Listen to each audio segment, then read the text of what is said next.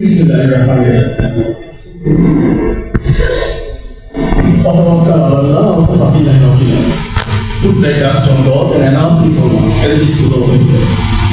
মহান আল্লাহ পাক পবিত্র কোরআন মাজিদে ঘোষণা করেছেন সূরা হাজারে, আপনি আল্লাহর উপর ভরসা করুন, কার্যনির্বাহ করতে আল্লাহই যথেষ্ট। শিক্ষা ও সামাজিক ফোরাম মৌলভীবাজার কর্তৃক আয়োজিত অসচ্ছল পরিবারের মেধাবী শিক্ষার্থীদের সংবর্ধনা ও বৃত্তি প্রদান অনুষ্ঠানে সম্মানিত প্রধান অতিথি আসন অলঙ্কৃত করেছেন আমাদের সকলের শ্রদ্ধাভাজন ও প্রিয় অতিরিক্ত জেলা প্রশাসক সার্বিক জেলা প্রশাসক কার্যালয় মৌলভীবাজারের সম্মানিত স্যার জনাব আমির হোসেন স্যার, আজকের অনুষ্ঠানের সম্মানিত সভাপতি মহোদয় এবং সম্মানিত বিশেষ অতিথি এবং সম্মানিত সুধী, আসসালামু আলাইকুম। বিভিন্ন অনুষ্ঠানে আমাদের যেতে হয়, বিভিন্ন অনুষ্ঠানে বিভিন্ন ফোরামে বিভিন্ন জায়গায় ফ্লোর দিতে হয়, কথা বলতে হয়। তবে কিছু কিছু অনুষ্ঠান থাকে যেখানে অংশগ্রহণ করতে পেরে বা যেখানে যেতে পেরে খুব আনন্দ অনুভব হয় এবং নিজেকে সম্মানিত এবং খুব প্রফুল্ল অনুভূত হয়। আজকের এই অনুষ্ঠান ঠিক তেমন একটি অনুষ্ঠান। আমি ধন্যবাদ জানাচ্ছি শিক্ষা ও সামাজিক ফোরাম মৌলভীবাজারকে এমন একটি অনুষ্ঠানে আমাকে অংশ করার জন্য, এমন একটি অনুষ্ঠানে অংশ হিসেবে আমাকে গ্রহণ করার জন্য। সমাজে অর্থ, বিত্ত, সম্পদ, প্রতিপত্তি থাকতে পারে, অনেকেরই আছে, এবং এরকম লোকের সংখ্যা কৃতার্থ নগণ্য নয়, অনেকেরই আছে। কিন্তু তার এই অর্জিত অর্থ, সম্পদ বা তাদের এই চেষ্টাটা মানুষের কল্যাণে ব্যবহার করা এবং শিক্ষার্থী বা সমাজে পিছিয়ে পড়া মানুষদের কথা চিন্তা করা, ভাবা, এমন মানুষের সংখ্যা আমাদের সমাজে কম। আমরা এমন সব মানুষের জন্যই আমরা একটা স্বপ্নের বাংলাদেশের স্বপ্ন দেখি, কল্পনা করি। আমি সামাজিক উন্নয়ন ফোরামকে আবারও উপজেলা প্রশাসনের পক্ষ থেকে অন্তঃস্থল থেকে কৃতজ্ঞতা জ্ঞাপন করছি তাদের এই মহৎ উদ্যোগের জন্য। আমি অবশ্যই এটাকে মহৎ উদ্যোগ বলবো, কারণ তারা তাদের সমস্ত শ্রম চেষ্টাকে তারা ব্যয় করেছে আপনাদের পিছনে, আপনাদের কথা চিন্তা করেছে, মানুষের কথা চিন্তা করেছে। শিক্ষার্থীগণ, আমি যেহেতু আগে শিক্ষক ছিলাম সেহেতু দাবি নিয়ে তোমাদেরকে তুমি বলে বলছি। আমি তোমাদেরকে বলছি, আজকে যে কথাগুলো তোমরা শুনেছো, এই জ্ঞানী গুণীদের মধ্য থেকে যে কথাগুলো তোমরা শুনেছো, এগুলো তোমাদের অঙ্কে ধারণ করবে। এগুলো যদি অঙ্কে ধারণ করতে পারো তাহলেই তোমরা তোমাদের লক্ষ্যে পৌঁছাতে পারবে। আমি আমার বক্তব্য বেশি দীর্ঘায়িত করবো না, অল্প কয়েকটি কথা বলে আমি শেষ করবো। তোমরা অনেকক্ষণ যাবত বক্তব্য দিয়েছো, কথা বলেছো এবং শুনেছো। আজকে তোমাদের কথাগুলো যখন শুনছিলাম তখন অবাক হয়ে যাচ্ছিলাম। তোমাদের মতো বয়সে আমি এভাবে কথা বলতে পারতাম না, আমার হাঁটু কাঁপতো। আমি এত সাবলীলভাবে কথা বলতে পারতাম না, এত সুন্দর করে তোমাদের মতো বুঝিয়ে বলতে পারতাম না। আমি সত্যি অবাক হয়েছি তোমাদের সাহস দেখে।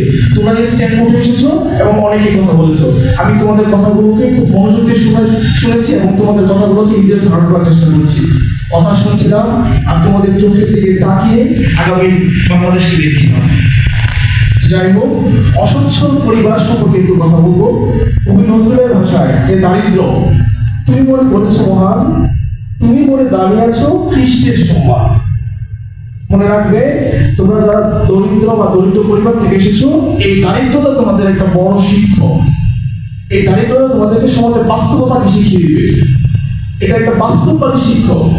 এই পর্যন্ত পৃথিবীতে, বাংলাদেশ সহ পৃথিবীতে যারা বড় বড় জায়গায় গিয়েছে, যারা ভালো কিছু করেছে বা মানুষের কথা চিন্তা করেছে, আমরা আজকে এখানে শিক্ষকদের কথা শুনলাম, প্রশাসকদের কেমন হওয়া উচিত, ডাক্তারদের কেমন হওয়া উচিত, ইঞ্জিনিয়ারদের কেমন হওয়া উচিত।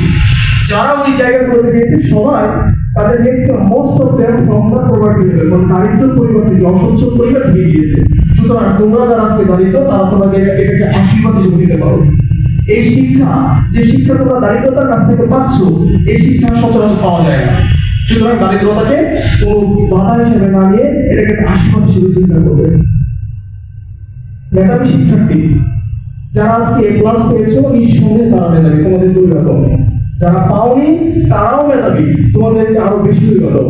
কারণ তোমরা এই যে বাধাটা পেয়েছো, এই বাধাটাকে শক্তিতে রূপান্তর করো, ভবিষ্যতে আরো যেন বেশি এগিয়ে যেতে পারো। আমি শিক্ষকতা থাকায় অনেককেই দেখেছি, অনেক মেধাবী মুখকে দেখেছি, তারা এসএসসি পাস করার পর কলেজে যেয়ে একটা উন্মুক্ত পরিবেশে মিশে জীবনটাকে নষ্ট করে দিয়েছে। পরিবারের জন্য বোঝা হয়েছে, নিজের জন্য বোঝা হয়ে গিয়েছে, দেশের জন্য বোঝা হয়ে গিয়েছে। অনেককে দেখেছি খুব খারাপ রেজাল্ট করেও পরবর্তীতে ধাপে ধাপে গিয়ে একটা ভালো জায়গায় এসে চলে গিয়েছে। সে নিজে যেমন সম্মানিত হয়েছে আর পরিবারকে সম্মানিত করেছে, দেশের জন্য সম্মান করে নিয়ে এসেছে। তো আমি চাইবো না তোমাদের ক্ষেত্রে এমন কিছু বলুন। তোমরা তো নিশ্চয়ই ক্রিকেট খেলা দেখেছো, সবাই তো ক্রিকেট দেখেছো। শুরুতে একটা টস হয়, টসে কেউ হারে কেউ জিতে। খেলাটা কিন্তু পড়ে থাকে, তাকে ব্যাটিং করতে হয়, বোলিং করতে হয় এবং মনোযোগ সহকারে খেলাটা শেষ করে তাকে তার প্রাইজের দিকে এগিয়ে যেতে হয়, তার ট্রফির দিকে এগিয়ে যেতে হয়। তোমার এসএসসি পরীক্ষা হচ্ছে তোমার টসের মতো। জাস্ট তোমরা এখন খেলার এই প্রশ্নটা শেষ করেছো, তোমরা টসটা শেষ করেছো। এখানে কেউ জিতেছো, কেউ হয়তো বা হেরে গিয়েছো, একটু পিছিয়ে পড়েছো, কিন্তু সম্পূর্ণ খেলা এখনো বাকি পড়ে আছে। টসে হেরে গেলেও কিন্তু খেলা জেতা সম্ভব। তো আমি আমার বক্তব্য বেশি দীর্ঘায়িত করবো না, তখন আমরা সুযোগের বক্তব্য শুনেছি। আমরা আমাদের অতিরিক্ত জেলা প্রশাসক এবং সম্মানিত সভাপতি মহোদয়ের বক্তব্য শুনবো। আমি সর্বশেষ একটি ঘটনা বলবো। লাস্ট ডিবিসিএস হয়েছে, 44 ডিবিসিএস এর রেজাল্ট হয়েছে।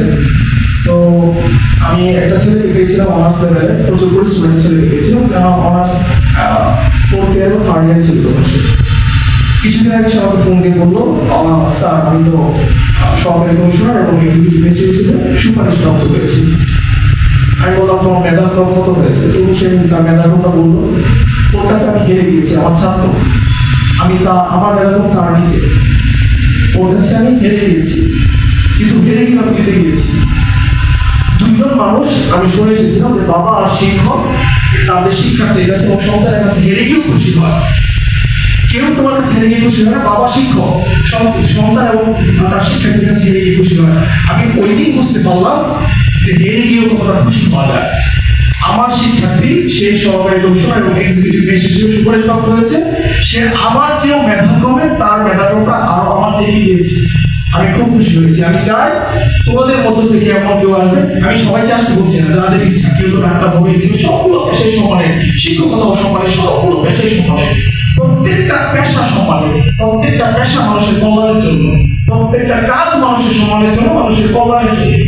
তো আমি চাই তোমাদের মধ্য থেকে যারা এক্সিকিউটিভ ম্যাজিস্ট্রেট হতে চাও, যারা প্রশাসক হতে চাও, যারা প্রশাসনে কাজ করতে চাও, তারা একদিন আমাকে এসে বলবে স্যার আমি তো যোগদান করেছি এবং স্যার আমি এখন অমুক জায়গায় অফিস করছি, তোমাকে দেখে যেন আমার গর্ব হয়, তোমাকে দেখে যেন আমার চেয়ার ছেড়ে উঠে দাঁড়াতে হয়।